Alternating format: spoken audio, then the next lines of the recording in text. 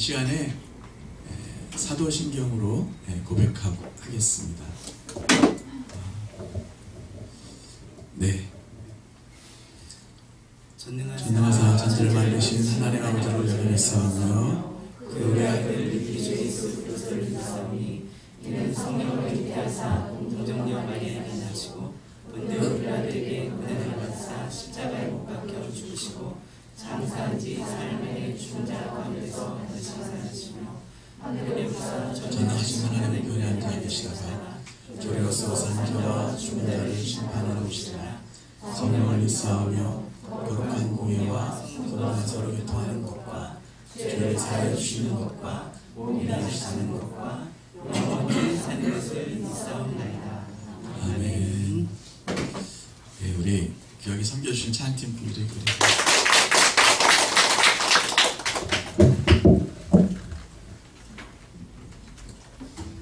제가 말씀 나누고 또 함께 기도하고 찬양하도록 하겠습니다.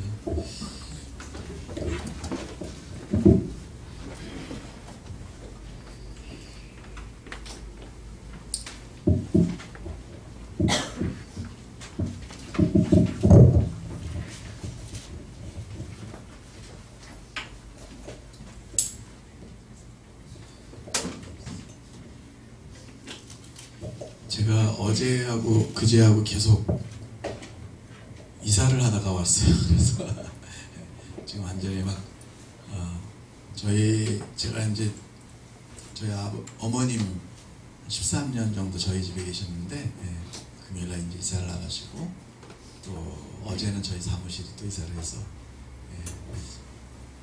좀 정신이 없이 왔습니다. 귀한 공동체와 함께 또 사랑하시고 예배하시는 모습 보니까 너무 좋습니다.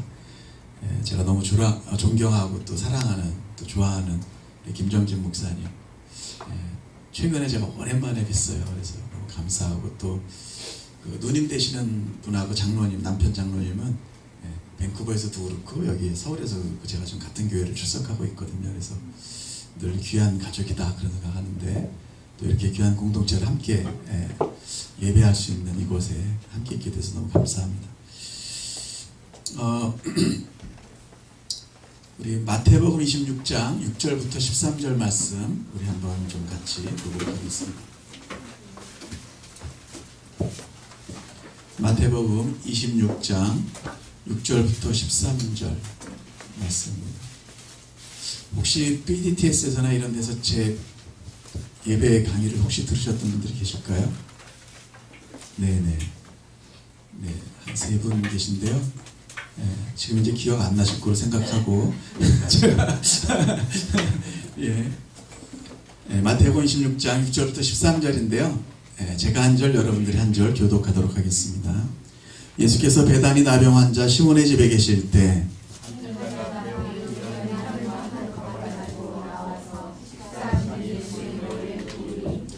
제자들이 보고 분개하여 이르되 무슨 의도로 이것을 허비하느냐.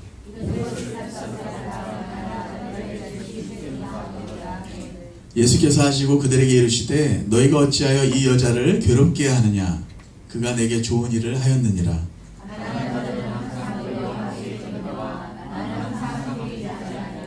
이 여자가 내 몸에 이 향유를 부은 것은 내 장례를 위하여 함이니라. 내가 진실로 너희에게 이르노니 온 천하에 어디서든지 이 복음이 전파되는 곳에서는 이 여자가 행한 일로 돌아가여 그를 기억하리라 하시니라. 아멘. 제가 신약 성경에서 가장 사랑하는 본문에 정말 감동을 받는 본문 중 하나인데요. 이건 마태복음 16장 이 사건과 비슷한 사건이 마가복음 14장에는 한 여인이라고 나오고요. 또 누가복음 7장에는 그 동네의 죄인인 한 여인. 그 다음에 요한복음 12장에는 명확하게 이름이 나오죠. 베다니. 그 사람이 바로 베다니의 마리아였다. 여러분, 예수님께서는 고향 베들레헴에서는 배척을 당하셨고 예루살렘에서는 죽임을 당하셨고 베다니에서는 환영을 받으셨습니다. 우리 귀한 공동체가 주님 앞에 늘 베다니와 같게 되기를 원합니다. 주님께서 쉬시는 공동체로 이미 삼아주신 줄로 믿습니다. 여러분, 이 본문 네 본문에 마태, 마가, 누가, 요한복음 이 네 본문에 이 사건 스토리가 나오는데 두 군데 본문은 자세히 보시면 이 여인들이 예수님의 머리에 향유를 부었다고 하고 두 군데 본문에는 예수님의 발에 부었다라고 나옵니다. 여기 베다니에서 어찌 보면 향유의 기름 부음을 받으신 예수님, 이게 신학적으로 제가 말씀드리는 건 아닌데 예수님 메시아 그리스도라고 하는 뜻은 The Anointed One, 기름 부음 받은 자라는 뜻이잖아요. 인류의 구원을 위해서 하나님의 권세를 가진 사람으로 공적인 어떤 역할을 수행하시는 그 기름 부음 받은 자이신 예수 그리스도께 우리의 찬양과 경배가, 우리의 감사가, 이 여인처럼 우리의 존경과 감사와 사랑의 어떤 고백이 그분이 누구신지를 가장 잘 드러내는 행위인 거죠. 그리고 나중에 조금 더 설명을 드리겠습니다만 그분께는 불가능한 것이 없으시고 그분께는 사실 부족한 게 없으세요. 그런데 우리의 찬양과 경배가, 우리의 마음을 부어드리는 예배가, 사랑과 존경과 감사의 어떤 고백이 그분께는 더할 나위 없는 큰 기쁨과 힘이 된다는 것이죠. 그것이 어찌 보면 부족한 것이 없으신 하나님, 불가능한 것이 없으신 하나님이 우리 한 사람 한 사람의 삶에 찾아오셔서 역사하시고 우리와 함께 더불어 동행하시면서 우리 가운데서 기쁨을 얻으시는 신비가 아닐까 그런 생각합니다. 부족한 게 없으세요. 그런데 우리가 드릴 때 기뻐하세요. 왜냐하면 예수님 그리고 그 아들을 주신 우리 하나님 아버지, 우리와 관계가 있기 때문에 그냥 노래 혹은 예배 행위, 의식 어떤 것을 원하시는 것이 아니라 바로 우리 자신을 원하시는 거죠. 우리 한 사람 한 사람, 한 영혼 한 영혼, 그분이 지으신 존재들인 또 예수 그리스도의 피로 구원하신 우리와 함께 있기를 원하시기 때문에, 사랑하시기 때문에, 우리를 좋아하시고 사랑하시기 때문에 저는 거기에 예배의 신비가 있다고 생각합니다. 제가 강의 때마다 꼭 그렇게 말씀드리는데 하나님이 이제 저희 집에 그 아이들을 넷을 주셨어요. 그래서 아들 둘, 딸 둘이 있습니다. 그래서 저는 사명자 클럽에 들어있죠. 왜냐면 4명을 낳아서 사명자 클럽에 들어있는데 저희 막내 애가 제가 한동안 이제 어느 분이 집을 빌려주셔서 분당에 살았던 적이 있어요. 서울에서 집회하고 뭐 강의하고 그렇게 하고 집에 가면 한 11시 막 넘어서 들어갈 때가 있죠. 그러면 아이들이 이제 셋은 이미 다 자고 있는데 막내 그 당시 한 5살 된 남자아이, 지금은 한 10여 년 지났기 때문에 폭풍의 사춘기를 지나고 있는 저희 막내 아들이 제가 들어가면 5살 된 애가 걔 혼자 안 자고 있어요. 나머지 애들은 이미 다 쓰러져 자고 있는데 그럼 제가 문을 열고 들어가면 그 남자인데도 걔가 저를 보면서 이렇게 얘기하는 거죠. 아빠 어서 오세요. 아빠 이거 먹어봤어요? 이거 갖다 줄 거예요? 말도 제대로 저기 하면서 이렇게 뭘 얘기를 해요. 그러면 사실 제가 배고프면 뭐 찾아 먹으면 되고 뭐가 어디 있는지 제가 다 알잖아요.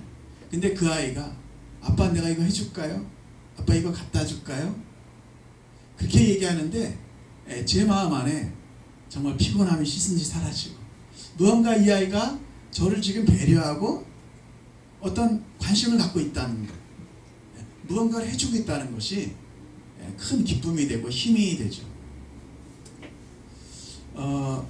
저는 이 오늘 향유옥합을 부은 이 여인들의 스토리를 통해서 우리 삶의 어떻게 보면 무게중심, 우리 삶의 어떤 다시 좀 돌아봐야 될 어떤 영역들, 꼭 예배만이 아니라 우리 삶의 신앙의 어떤 중심의 어떤 그런 것들을 좀 나누고 싶습니다.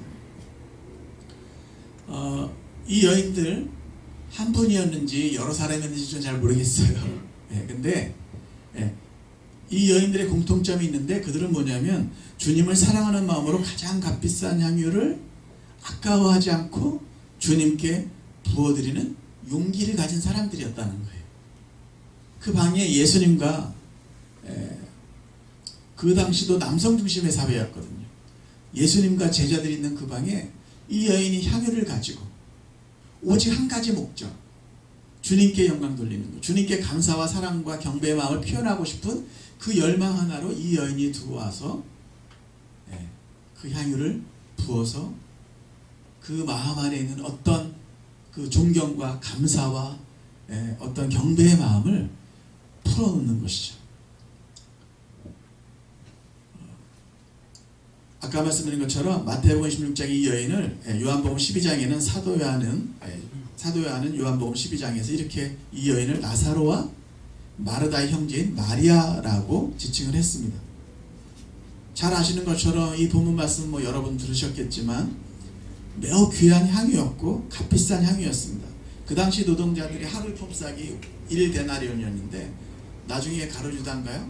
다른 본문에 보면은 왜 이 300데나리온에 팔아서 가난한 자들 돕지 않았느냐라고 비난을 듣는 거 보면 이거는 거의 1년치 연봉에 해당하는 값비싼 향유였고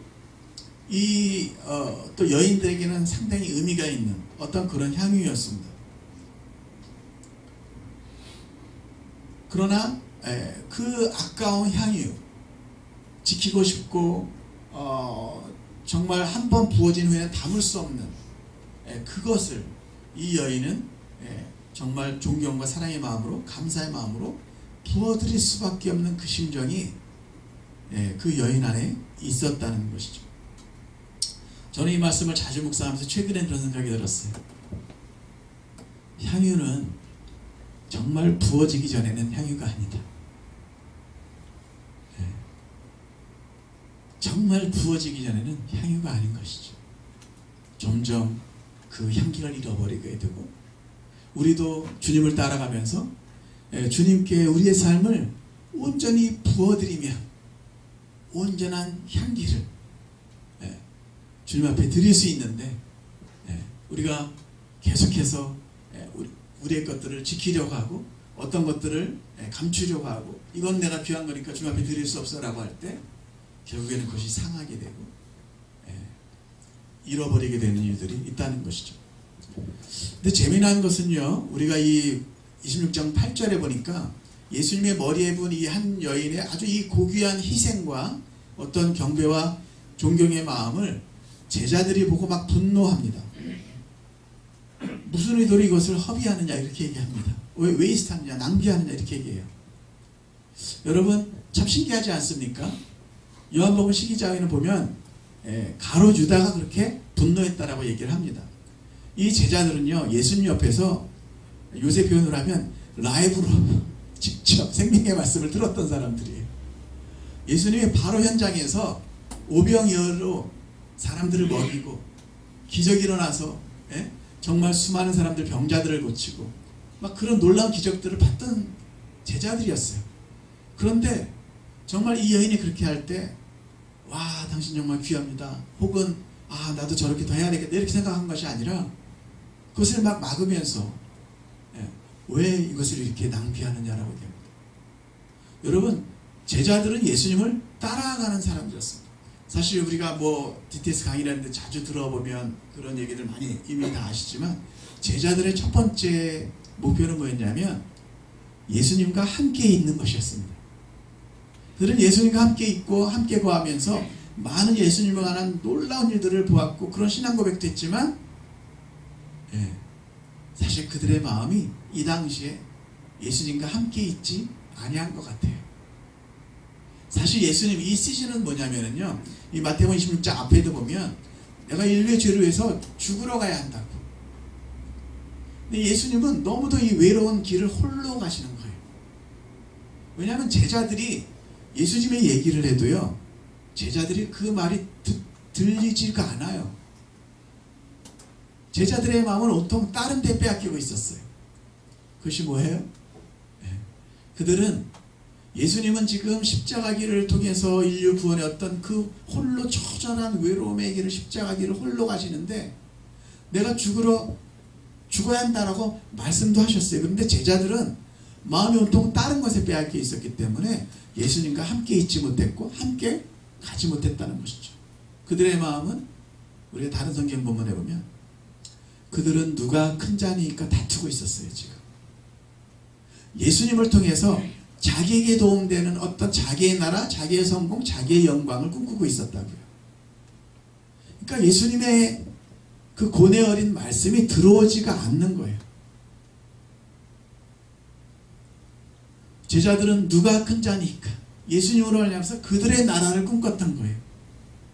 유대의 나라의 어떤 회복, 예수님으로 말미암아서 한 자리 하는 것. 그래서 그 중에 어머니 한 사람은 내 아들을 한편 왼편에 오른편에 앉게 해주소서. 그 싸움과 서로 경쟁하고 제자들끼리도 누가 큰 자니까 다투고 있는 사이에 예수님은 홀로 인류의 죄를 지고 십자가 길을 가시는데 그 외로운 길에 이 여인이 나타나서 향유를 부은 것이에요. 여러분, 이것이 그 당시에만이 아니고 지금 이 시대도 예수님께서는 십자가 길을 가시고 구원의 길을 가시고 물론 부활하셨지만 그분의 마음 안에 있는 어떤 그분의 뜻들과 그분의 어떤 갈망이 있는데 우리가 이 세상의 어떤 것들을 원하고 구할 때 우리는 주님과 반대 방향으로 걸어갈 수 있다는 것을 우리가 경고의 말씀으로 삼아야만 하는 줄로 믿습니다. 예수님과 함께 있었고 가장 가까이서 말씀을 듣고 기적을 보았던 제자들이 아까워한다는 것은 참 놀라운 기적이죠. 근데 사실 우리도 어떤 때는 주님으로 말미암아 구원받았고 영원한 하나님 나라를 히브리서 말씀해 보니까 이미 주셨다는 걸 알면서도 우리는 때때로 많이 우리가 초점을 붙이는 것이 이 땅에 다라고 생각하는 거예요. 여러분, 어떤 목사님이 그렇게 얘기하셔서 제가 자주 사용하는데, 여러분, 영원이라고 하는 프레임으로, 하늘이라고 하는 프레임으로 우리 인생을 보지 않으면 우리가 광야에서 엎드러질 수 있어요. 이스라엘 백성이 그랬잖아요. 약속의 땅을 주셨는데 그 광야에서 왜 하나님 이거 안 주세요, 저거 안 주세요, 원망하고 불평하고 하나님을 믿지 못하고 신뢰하지 못해서 결국 광야에서 다 엎드러졌어요. 그것은 사실 경고의 말씀이라고 히브리서에 기록되어 있잖아요. 우리가 저도 보니까 이 땅에서 모든 것을 얻으려고 하면 감사가, 신뢰가, 하나님을 향한 믿음이 사라지게 되는 거죠. 여러분, 히브리서 말씀의 믿음의 사람들은요, 다 이 땅에서 약속받았던 것을 다 얻은 사람들이 아니에요. 문제는 현대 그리스도인들은 이 땅에서 다 얻으려고 한다는 거죠. 예수 그리스도를 믿으면 이 땅에서 모든 축복을 누려야 하는 것이, 그것이 예수님을 믿는 증표라고 생각하는데 그렇지 않아요. 히브리의 사람들은 톱으로 켜서 죽임을 당하고 여러 가지 어려움 가운데 있었지만 그들은 약속했던 것을 바라보고 예수님이 그 방법으로 사셨잖아요. 앞에 있는 즐거움 때문에 잠시 있는 고난을 지나가셨죠. 그 모든 사람들 똑같이 그렇게 살라고 말씀하시는 거예요. 성경에는 그 방법밖에는 정말 생명 있는 삶을 사는 방법이 없어요. 누구든지 나를 따라오려거든 자기를 부인하고 자기 십자가를 지고 나를 좇을 것입니다. 영원이라고 하는 프레임으로 보면요, 이미 우리는 승리했고 그 나라의 주님이 옆에 앉아있고 우리는 그 위치에요. 우리의 삶의 그 위치 자체는. 그런데 우리는 이 땅에서 어떤 것들을 바라봐요. 그래서 이 땅에서 모든 것을 누려야만 한다고 생각해요. 주기도문에서 나라와 권세와 영광은 다 아버지께 있다고 우리가 매일 고백하면서도 이 세상의 나라와 권세와 영광을 추구할 때가 많다는 것이죠. 그러니까 항상 없다고 느껴지고 불만족이 생기고, 하나님 공동체 안에서도 형제 사랑이 아니라 형제 우애가 갈라져요. 왜냐하면 신앙 자체를 너무 개인화하고 개인 안에서 생각하니까 하나님 저 사람은 저렇게 축복을 주신 것 같은데 왜 나한테 그걸 안 주세요? 어떤 목사님, 혹시 여기도 오셨었을지는 모르지만 성형영 목사님이라는 분, 제가 만났던 목사님 중에 가장 독특한 목사님인데, 제외하고 그런 목사님인데, 그분이 한번 그런 얘기를 하시더라고요. 하나님, 내가 평생 주님 섬길 건데 난 딴 건 다 없어도 돼요. 근데 요거 하나만 주세요. 평생 요거 하나만 허락해 주세요. 요게 우상이라고요. 이 사람은 그것 때문에 평생 괴롭힐 당할 확률이 많아요. 그게 돈일 수도 있고요, 그게 명예일 수도 있고요, 또 다른 어떤 것일 수도 있고요. 여기 이 제자들은요, 주님을 따라다녔지만 옆에서 놀라운 기적들을 봤지만 그들의 마음은 다른 곳을, 높은 곳을 향하고 있었기 때문에 낮은 곳을 향해서 내려가시는 주님의 마음을 이해할 수 없었어요. 그리고 아까워지기 시작했어요. 내 인생이, 내가 드린 헌신이 아까워지기 시작했어요. 왜 낭비하느냐, 여러분, 마르바던이라고 하는 유명한 저술가 여성 신학자가 그렇게 얘기했어요. 이 본문 때문에 아마 나온 책 제목일 거예요. 예배의 본질은 거룩한 낭비다. 사랑하면 낭비한다. 정말 사랑하면 낭비합니다. 정말 사랑하면 아깝지 않게 돼요. 아깝다는 것은 뭐예요? 충만한 사랑이 아직 되지 않았다는 것이죠. 여러분, 연인 관계에서도 처음에는 받는 게 기쁘잖아요. 편지를 받으면 기쁘고 선물 받으면 기쁘고 받는 게 기뻐요. 그런데 정말 사랑하면 주어야지만 기쁘게 되는 거예요.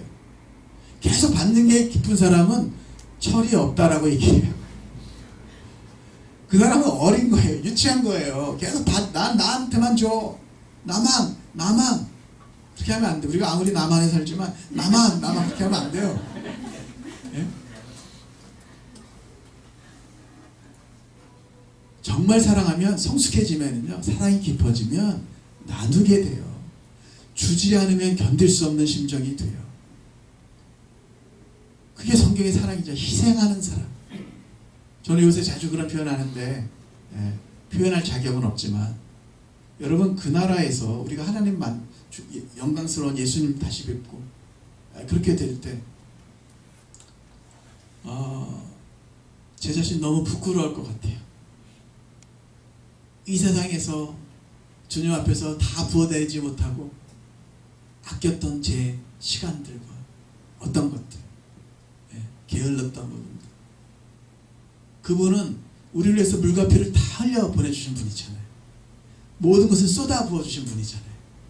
그런데 그분 앞에 뵀을 때 이 세상에서 제가 아꼈고 주님 앞에 못 내어드렸던 많은 영역들 때문에 너무 부끄럽게 될 것 같아요. 여러분, 이 땅에서는요, 주님 때문에 많이 받은 사람들이 자랑하게 될지 모르겠지만, 그 나라에서는 주님께 아낌없이 부어드린 자들이 자랑하게 될 것입니다. 부끄럽지 않게 될 것입니다. 우리의 예배 중심이, 신앙 중심이 바뀌어야 된다고 생각해요. 더 드리고 모두 부어드리고.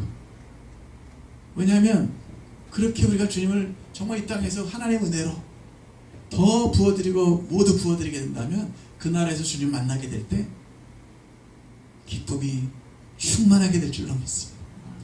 예배는 서로를 위해서 아낌없이 사랑하는 두 존재가 아낌없이 부어드리는 은혜, 기쁨으로 바라보는 것이죠. 나를 위해서 모든 것을 부어주신 예수님, 그 아들까지 아끼신 하늘아버지 앞에 우리도 뭔가 그분의 은혜로 말미암아, 긍휼로 말미암아 이 땅 가운데서 뭔가를 부어드릴 수 있음을 인해서 서로 사랑하는 두 존재가 아낌없이 부어드렸기 때문에 기쁨이 정수리까지 차오르는 그 영광을 우리 모두가 다 누리게 되기를 원합니다. 세상은 주님께 드리는 것을 아까워하죠. 제자들도 아까워했어요. 가로주다가 아까워했습니다. 나중에 말씀 다른 본문에 보면 그는 아까워했고 그 돈을 아까워하다가, 여러분, 경배라는 말의 원어가 헬라어로 프로스키네오라고 한다는데, 이것은 누구누구의 손에 입을 맞추다, 키스하다, 무릎을 꿇고 경배하다, 어떤 그런 내적인 마음의 존경과 경배의 마음을 표현하는 어떤 단어예요. 경배. 요한복음 4장에 예수님과 사마리아 여인과 대화할 때, 예배에 나올 때 그 단어가 계속 프로스키네오로 쓰여진 거예요. 근데 보세요. 가로주다가 주님께 드리는 것을 아까워하고, 돈꾀를 맡은 자였는데 그것을 아까워하다가 결국 어떻게 됩니까? 그 프로스키네오, 온전히 주님 앞에 온전히 경배하고 순복하고 아낌없이 부어드리는 그것을 실패할 때 어떻게 해요? 나중에 가짜 입맞춤으로 예수님을 팔잖아요. 은삼시간. 여러분, 우리의 예배 현장은 사실은 우리 삶에 너무 중요한 시간들이죠. 그 예배 현장에서 우리의 마음 가운데 내가 붙잡고 있는 것, 내가 주님 앞에 아까워하는 것, 아끼고 싶은 것, 그것들을 우리가 주님 앞에 온전히 풀어드리고 이 여인처럼 부어드리지 못할 때 우리 삶의 왜곡이 시작되죠. 그래서 주님을 따라가는 것 같지만 어떤 영역에서 아까워하는 그 영역 안에서 우리가 하나님을 경험하지 못하고 온전히 하나님의 충만한 어떤 것까지 들어가지 못하는 일들이 일어나게 되죠. 저는 예배에 대한 강의들을 이렇게 가끔 나누게 될 때 젊은 또 분들한테 제가 그렇게 많이 표현해요. 이걸 이제 컴퓨터 화면, 게임하는 컴퓨터 화면이라고 한번 생각해 보세요. 인생이 어떻게 보면 게임처럼 뭐 간단하고 그런 건 아니지만 그냥 비유로 설명을 드리는 거예요. 우리의 신앙생활일 수 있고 예배일 수도 있는데, 기억하시는 분도 계시겠지만 옛날에 슈퍼마리오 같은 류의 게임 보면 어떤 한 이렇게 캐릭터가 이렇게 나와서 어떤 길들을 막 이렇게 가잖아요. 막 길들이 막 연결돼서 잘 넘어가기도 하고 잘못하면 떨어지고 막 계속 이렇게 해서 뭐 커지기도 하고 작아지기도 하고 막 피하기도 하고 이렇게 해서 어떤 것들을 우리가 가잖아요. 인생에도 장애물들이 있죠. 신앙생활하면서 하나님의 말씀을 의지해서 우리가 어떤 장애물들을 넘을 것인가, 새로운 길을 갈 것인가, 이것이 되게 중요하죠. 근데 그것을 배워야 돼요. 우리가 말씀을 의지해서. 이 세상에 오로지 작동하는 것은 하나님의 말씀이에요. 믿음의 법칙이에요. 다른 것이 아니에요. 세상의 지혜가 아니고 세상 사람들이 아무리 진심 어린 충고를 한다 하더라도 그들의 경험에서 나온, 인간의 뇌에서 나온 것이 아니라, 인생은 그날의 들에 불과하고 그 영화는 들에 꽃과 같지만 하나님의 말씀은 영원하잖아요. 이 영원한 말씀이 우리 삶에 새로운 기회들과 새로운 축복들과 하늘의 어떤 것들을 들어오는 문들인 것이죠. 그래서 그런 것들을 배우면서 우리가 때로는 실패하고 넘어지지만 이것들을 잘해서 가야 되는데, 넘어지면 어떻게 돼요? 그 스테이지 안에 계속 있죠. 그 세계 안에 계속 갇혀 있어요. 근데 끝까지 해서 잘 넘어가면 어떻게 돼요? 새로운 세상이 열립니다. 새로운 세상이 열려요. 성경에 많은 사람들이 어떤 인생의 스테이지 가운데서 때로는 실패하고, 우리 모두 다 마찬가지죠. 그러나 믿음으로 하나님의 은혜로 무언가를 또 딛고 올라갔을 때 또 새로운 어떤 것들을 우리가 경험하게 되죠. 이스라엘 민족이 출애굽해서 홍해 바다 앞까지 이르렀을 때 전혀 상상할 수 없는 길이 그 바다 속에 감춰져 있었잖아요. 바다 길을 내시고 주님께서 건너게 하셨죠.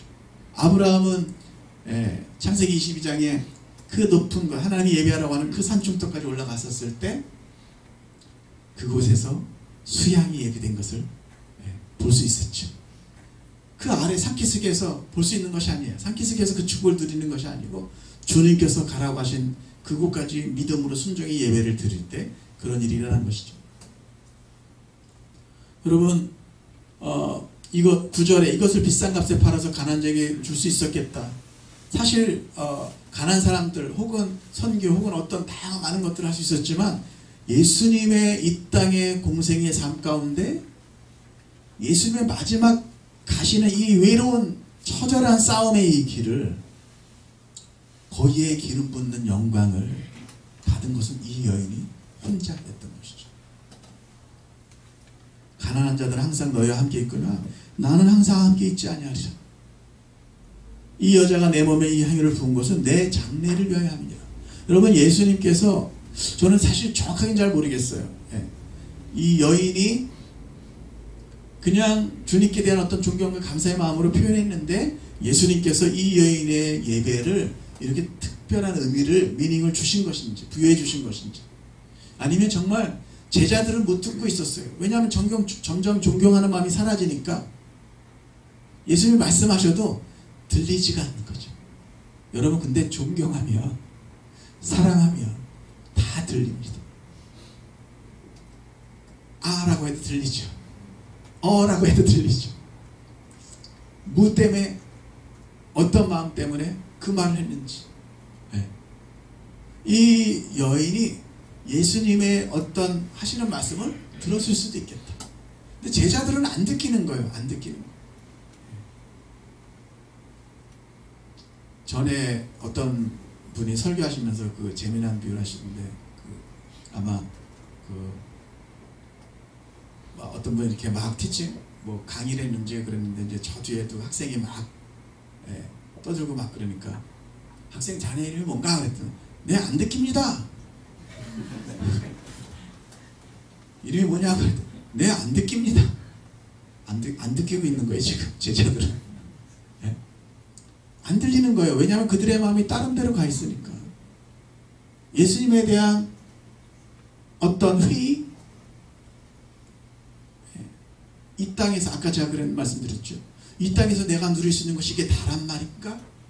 라고 하는 회의. 주님 때문에 내가 성공해보고 싶었는데 더 큰 자가 되고 싶었는데 핀트가 잘못된 어떤 주님을 따라감이 있었을 때 우리는 넘어질 수 있는 확률이 많아지게 되죠. 영원히 흔들리지 않는 나를 이미 주셨어요. 영생의 주님이 이미 계세요. 그 나라에서는 모든 것을 알게 될 거예요. 이 땅에서 아직 모든 것이 온 게 아니에요.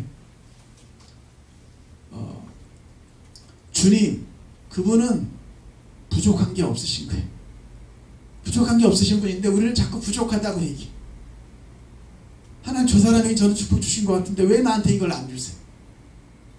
그래서 형제 우애가 어찌 보면 마음에는 벽이 생기고 경쟁하게 되고 개인주의로 자꾸 가면서 형제 우애의 어떤 것들이 흩어지게 되고 마음에는 어떤 것들이 잃어버리게 되는, 그래서 정말 주님을 신뢰하고 믿지 못하는 일들이 우리 안에서 그 참담한 상황들이 벌어질 수 있다는 것이죠. 이 여인이 향유를 부어드렸을 때 예수님이 너무 기뻐하셨을 것 같아요. 제자들은 안 듣기고 있는데, 제자들은 못 알아듣고 있는데, 계속 따라다녔던 제자들이 못 알아듣고 있는데 이 여인은 예수님의 그 고민과 외로움과 홀로 가시는 그 길에 향유를 부어드렸어요.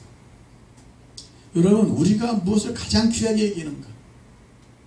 혹은 우리가 늘 마음에 예배하는 시간 말고요, 말씀 읽는 시간 말고 우리 마음에 계속 생각하고 있는 게 뭔가? 그게 우리 주인일 수도 있어요. 우리가 원하는 것, 내가 일어났으면 희망하는 그것, 그게 물질이든 사람이든 어떤 것이든 어떤 사건이든 우리가 가장 원하는 것이 우리의 주인일 수 있죠. 불상만 혹은 어떤 것만 우상이 아니라 내 마음에서 계속 오래 생각하고 계속 구하고 있는 것, 그것이 우리를 컨트롤할 수 있다는 것이죠. 오직 주님을 원하는가 아니면 어떤 다른 것을 원하는가. 예수님께서는 그런 제자들을 말끄시고 여인의 행위를 칭찬하셨죠. 이 여인을 괴롭게 하지 말라. 저가 내게 좋은 일을 행했다. 영어 표현으로 beautiful thing, 아름다운 일을 내게 행했다. 주님이 너무 기뻐하셨을 것 같아요. 누가복음 7장에는요, 한 바리새인의 집에서 그 동네의 주인은 한 여인이 나와서 울며 눈물로 그 발을 적시고 머리털로 씻고 그 발에 입 맞추고 향유를 부어드린 장면이 나와요. 바리새인이, 그 집의 주인 바리새인이, 와, 예수라는 사람이 선지자이면 죄인인 줄 알았으리라 속으로 판단할 때 예수님이 그것을 아셨어요. 그리고 바리새인에게 이렇게 얘기했어요. 너는 내게 발 씻을 물도 주지 않았으되 이 여인은 눈물로 머리털로 향유로 부어주었다. 이러므로 내가 내게 말하노니 저의 많은 죄가 사해졌도다. 이는 저의 사랑함이 많음이라. 사함을 받은 일이 적은 자는 적게 사랑하느니라. 여러분, 사랑하면 낭비합니다. 부모님들이 자녀들 발에서 길러주는 게 아니잖아요. 먹여주고 사랑하니까 먹여주고 입혀주고 양육하고 교육시키고. 주님께 사랑으로 희생하면서 드리는 것에 주님은 감동하세요. 주님은요, 희생으로 나와서 예배하는 사람을 반드시 알아차리세요. 왜냐하면 그분이 먼저 그것을 해보셨거든요. 희생하면서 나오는 사람, 그 마음의 중심. 여러분, 하나님은 우리의 눈을 만드셨잖아요. 우리의 눈을 만드신 하나님은 보시고 아세요. 우리의 귀를 만드신 하나님은 우리 마음속에서 일어나는 소리를 다 듣고 계세요. 왜 무엇을 하는지를 오해하시지 않습니다. 우리 마음의 중심에 이것은 축복 아닙니까? 우리 마음의 중심에 주님 사랑합니다. 그 고백만 해도 주님은 다 들으시고 아시는 줄로 믿습니다. 예수님의 길, 십자가의 길에 이 여인의 기름 부음 사건이 있었습니다. 홀로 가시는 고난과 죽음의 길에 마음을 다해서 향유를 부은 한 여인, 그 여인은 향유를 부은 것이 아니라 그 여인의 마음을, 존경을, 경배를, 사랑을 부어드렸죠. 주님이 기쁨을 얻으셨습니다. 때로는 제가 존경하는 오대원 목사님, 우리 한국예전단 설립하신 목사님 그렇게 표현하시더라고요. 주님을 따른다는 것은 이 땅에서 슬픈 일도 많이 겪고 따라가는 것이다. 저도 나이 점점 이렇게 들어가면서 보니까 그런 일들이 생기더라고요. 네. 외롭고 힘든 길, 사람들은 이해할 수 없고 때로는 오해받고 그런 일을 우리도 따라가는 것입니다. 모든 것이 이 땅에서 다 해결돼야 되는 게 아니에요. 애써서 뭐 다 해명할 필요도 없어요. 그 나라에서 다 알게 되니까. 주님도 오해받으셨다면, 주님도 고난받으셨다면 우리도 이 땅에서 그 길을 따라가는 것이죠. 여러분, 저는 그렇게 자주 표현하는데, 제가 저희 팀에 한 20명 가까이 팀원들이 있는데요, 제가 이거 누구에게 부탁하기가 가장 어려운 거, 누구한테 부탁하는지 아세요? 저희 팀원 중에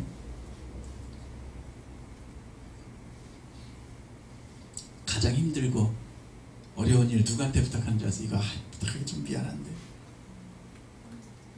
그렇게 부탁해도 감사하게 할 사람에게 부탁해요. 아, 저 친구는 이거 그냥 그래도 해줄 거야, 뭐라고 안 하고. 주님이 때때로 우리 삶 가운데 고난을 주신다면 여러분들 인정받은 자라고 생각하세요. 그것을 불평하지 않고 감사하며 따라갈 사람들에게 허락하세요. 때때로 우리 삶 가운데 힘들지만 주님 따라가는 일들이 생긴다면 하나님이 우리를 인정하시는 거예요. 이 상황들 가운데도 주님 따라갈 줄 아셨기 때문에 허락하신 거예요. 여러분, 아까도 그런 표현했지만 주님 때문에 이 땅에서 막 모든 거 다 누리고 그 나라에서 주님 앞에 달려갔는데 주님은 저로 해서 모든 것을 부어주신 분이에요. 그러면 부끄럽게 되지 않겠어요? 어떤 두 연인이 사랑하는데 좋을 때만 나타나. 철없는 사람이에요. 힘들고 어려운 일 있을 때 같이 등을 짐져주고 함께 가고 폭풍 있으면 같이 뚫고 가고 그런 사람이 아니라 좋을 때만 나타나면 그건 창피한 거 아닌가요? 부끄러운 거죠. 그건 성숙하지 않은 거죠. 세상을 구원하시기 위해 기름 부음을 받으신 분, 네. 메시아 그리스도께서 우리의 기름 부음을 원하십니다. 참 신비하죠. 네. 요한복음 4장에 보면 예수님은 행로에 권해서 사마리아 지방을 가시면서 행로에 권해서 그분은 생수의 근원이세요. 그분에게는 영원한 물이 있어요. 이 물을 마시는 자마다 영원히 목마르지 아니하죠. 그 여인에게 그랬어요. 그런데 그분이 행로에 권해서 유대인도 아닌 사마리아 사람 중에서도 그 당시에 사회적인 지위가 낮았던 여인, 그 여인들 중에서도 아픔 가운데 그 인생을 어떻게 헤어날지를 못하는 죄 많고 부끄러움 많고 수치감 가운데 살아가고 있는 이 여인에 오셔서 생수의 근원이신 예수님이 이 여인에게 나에게 물을 좀 달라고 하세요. 우리는 때때로 힘들어요. 때로는 이 사마리아 여인처럼 살아가요. 그런데 예수님이 오셔서 나에게 물을 좀 달라고 하세요. 주님은 우리와 친구 되기를 원하시고 우리의 남편 되기를 원하시고 우리 안에서 부족하지만 이게 뭐 주님께 무슨 의미가 있을까? 그런데 마음을 드리는 어떤 것. 제가 저희 팀하고 이렇게 있으면 저는 이제 항상 YM에서 있었기 때문에 뭐 누구 막 시키거나 뭐 그렇게 안 해요. 막 그냥 다 알아서 제가 하고 막 이렇게 하는데 한 몇 년 전에 저희 팀의 멤버 2명이 형제들이 들어왔는데 제가 이렇게 사무실에 앉아있으면 제 앞에 물을 한 컵 전도사님 거 드세요 이렇게 하는 거예요. 근데 제가 그게 되게 좋더라고요. 내가 이런 사랑을 처음 받아본 것 같아요. 우리 팀 안에서. 그게 아무것도 아니잖아요. 어떻게 보면. 근데 저 친구가 지금 나를 배려해주고 있다는 게 느껴지는 거예요. 이거 물 한 컵 전도사님 이거 하나 드세요. 근데 제가 막 너무 제가 이걸로 뭐 이렇게 좀 안 좋아지는 거 아니겠죠. 너무 기쁜 거예요. 마음 써주고 있는 사람이 있다는 게, 배려해주고 있는 사람이 있다는 게 너무 감사해요. 여러분, 예수님은 정말 외로운 십자가 길을 가고 있었어요. 이 향유를 부어드린 이것이 너무 기쁘셨어요. 그래서 뭐라고 예언하셨어요? 정말 아름다운 일이라고 해가고 마지막 절에 보면 복음이 전해지는 곳 어디에서나 이 여인이 오늘 내게 행한 것이 기록돼서 전해지게 될 것이라고 말씀하시죠. 내가 진실로 너에게 이르노니 온 천하에 어디서든지 이 복음이 전파되는 곳에서는 이 여자가 행한 일도 말하여 그를 기억하리라 하시니라. 이 예언의 말씀은 응답되고 있죠. 저도 오늘 지금 이 본문으로 설교하고 있잖아요.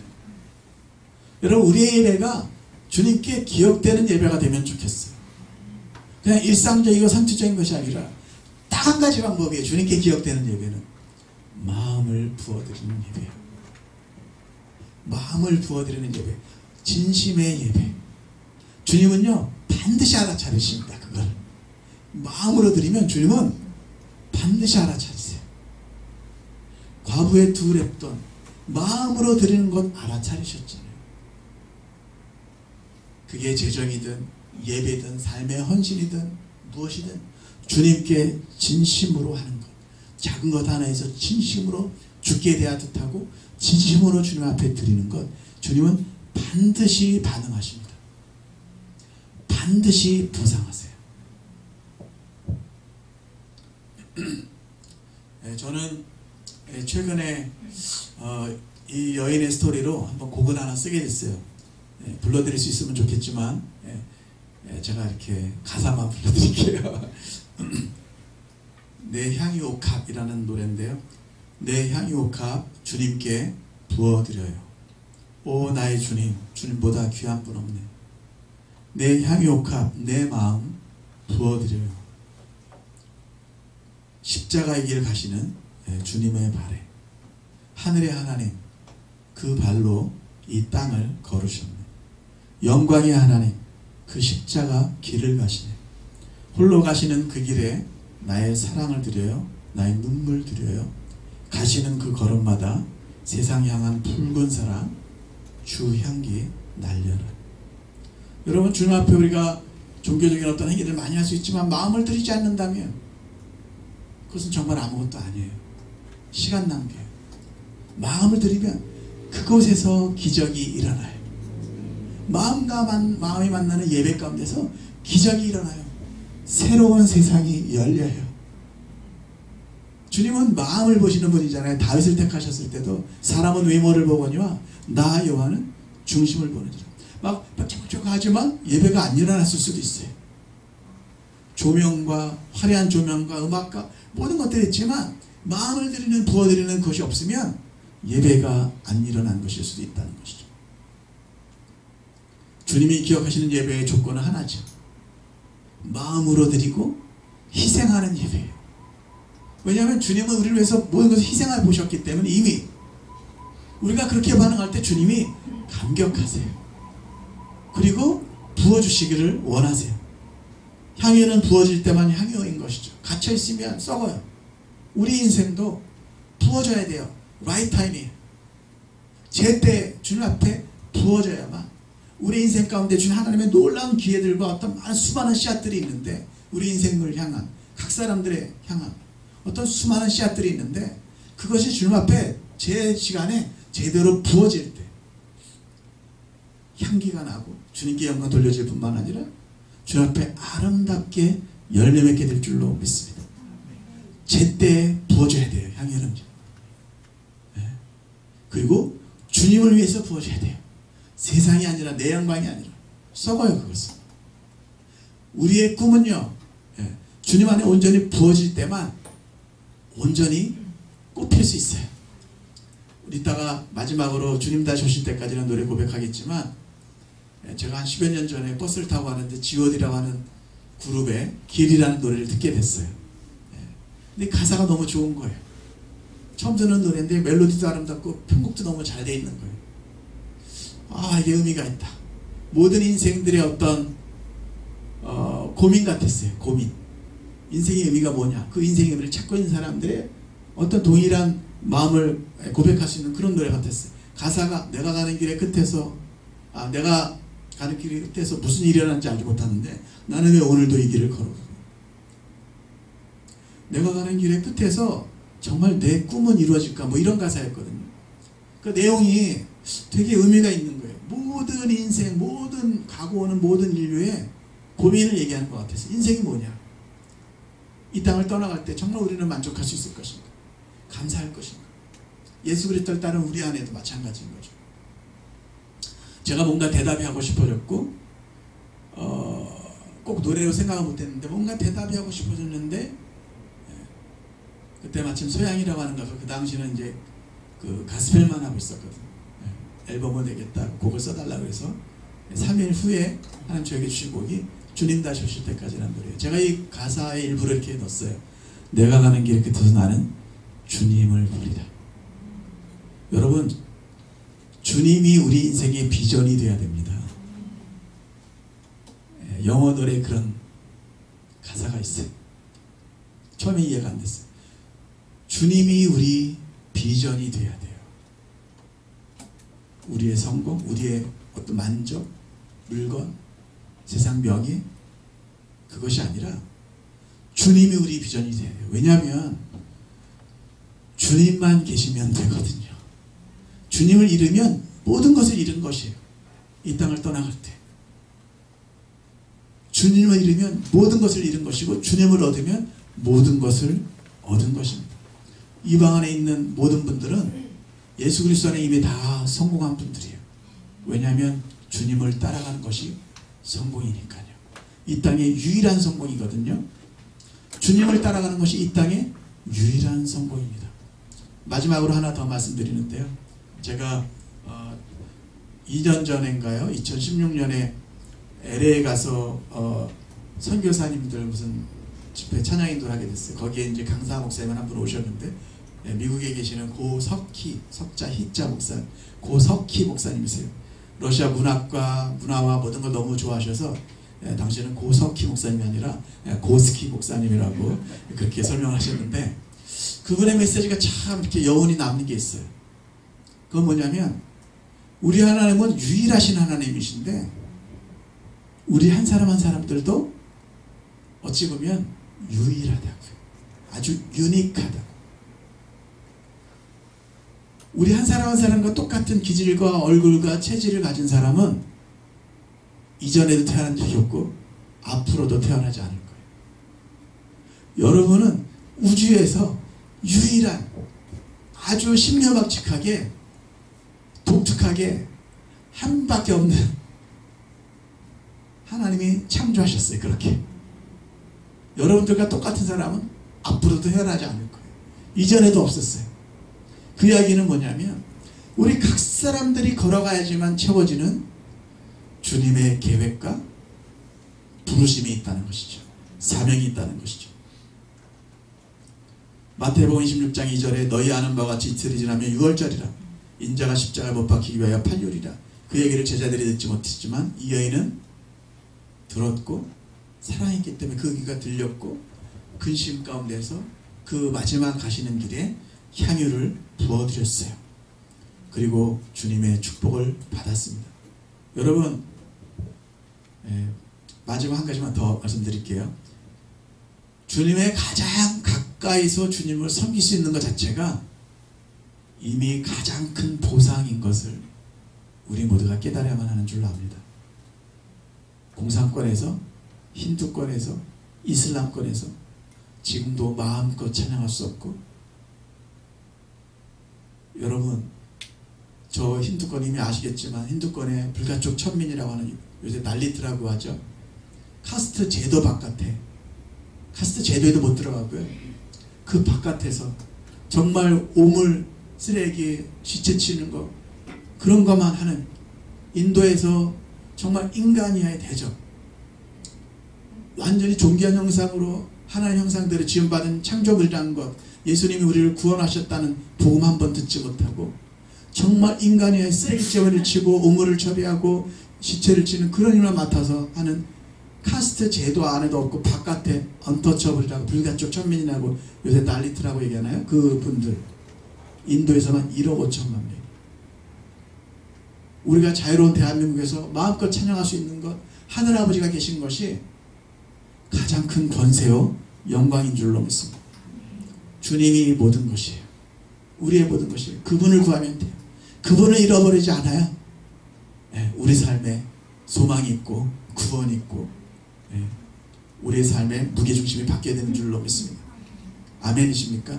네. 우리 시간에 주님 다시 오실 때까지 노래 같이 찬양팀 같이 할 텐데요. 먼저 한번 같이 기도하면 좋겠어요. 하나님, 이 베다니 마리아 향유를 부어드릴 이 여인의 심령 되게 도와주시옵소서.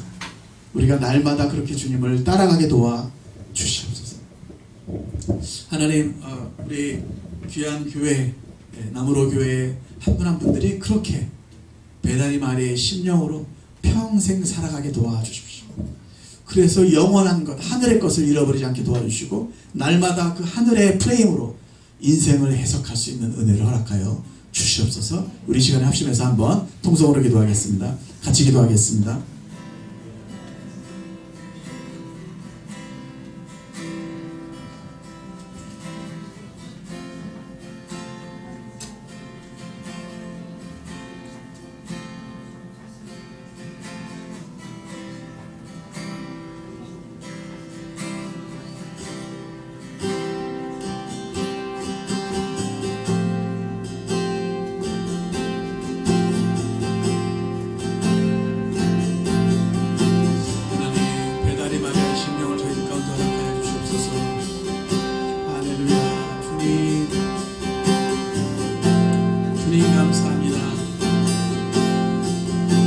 향유를 부어드릴 수 있도록 우리 안에 있는 온전한 향유, 우리 인생, 하나님 주신 기회들과 재능들과 모든 관계들, 가족들, 하나님의 모든 것을 주님 앞에 부어드리길 원합니다.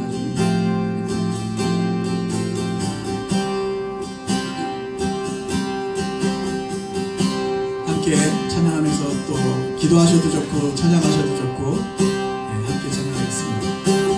주님 다시 오실 때까지 나를 이기리라.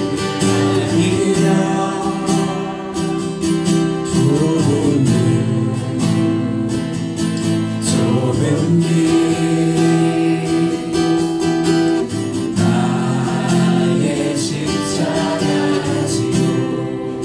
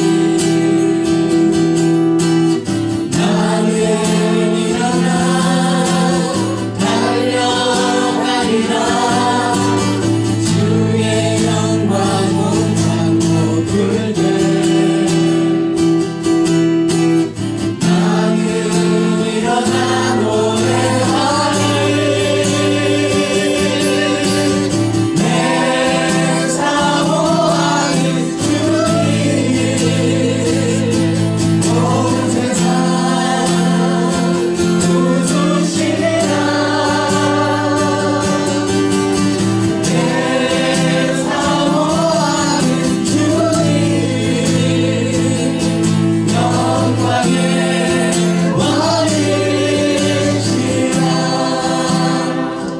예, 우리 이 시간에 마지막으로 한 번만 더 기도하고 주기도문으로 예배 마칠 텐데요. 우리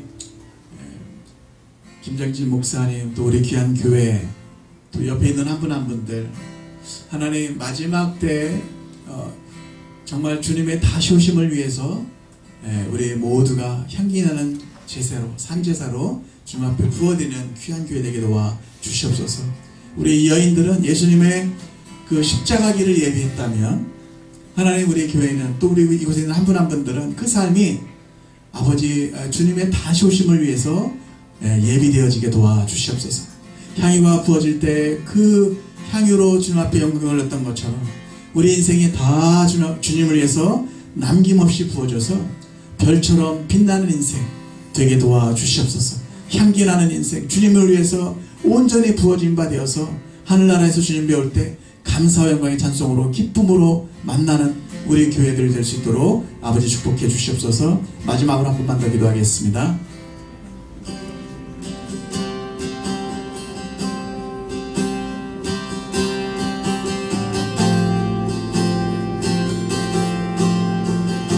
하나님 우리 귀한 나무로 아버지 축복합니다. 김정진 목사님과 하나님 우리 모든 또 교우들 하나님의 삶 가운데 주님 함께하여 주시고 영광받아 주시옵소서. 아버지 귀하게 공동체에 세워주셨습니다. 주님 영광받아 주시옵소서. 주님 찬양합니다. 우리의 삶 주님 앞에 향기나는 제물로 주님 음양하여 주시옵소서. 더 드리고 모두 드리고 온전히 부어드린 바 되기를 원합니다. 주님 저희를 인도하여 주시옵소서. 우리의 힘으로 그렇게 할 수 없었습니다. 주님 주 성령이 우리를 인도하여 주시고 아버지 더 주장하여 주시옵소서. 한 분 한 분들을 축복하여 주시옵소서. 나무로 교회 속한 우리 한 분 한 분들 하나님 축복하여 주시옵소서. 주님 앞에 온전히 부어지는 아버지 그 놀라운 기쁨에 충만한 인생들 되게 도와 주시옵소서. 할렐루야. 주님 찬양합니다. 경배합니다. 주님이 영광받아 주시옵소서. 예, 오늘 들었던 메시지, 또 오늘 드렸던 모든 예배 우리 기억하면서 우리 주기도문으로 모든 예배를 마치도록 하겠습니다. 하늘에 계신 우리 아버지여, 이름을 거룩히 받으시오며 나라가 임하옵시며 뜻이 하늘에서 이루어진 것 같이 땅에서도 이루어지이다. 오늘날 우리에게 일용할 양식을 주옵시고 우리가 우리에게 죄진 자를 사하여 준 것 같이 우리의 죄를 사하여 주옵시고 우리를 시험에 들게 하지 마옵시고 다만 악에서 구하옵소서.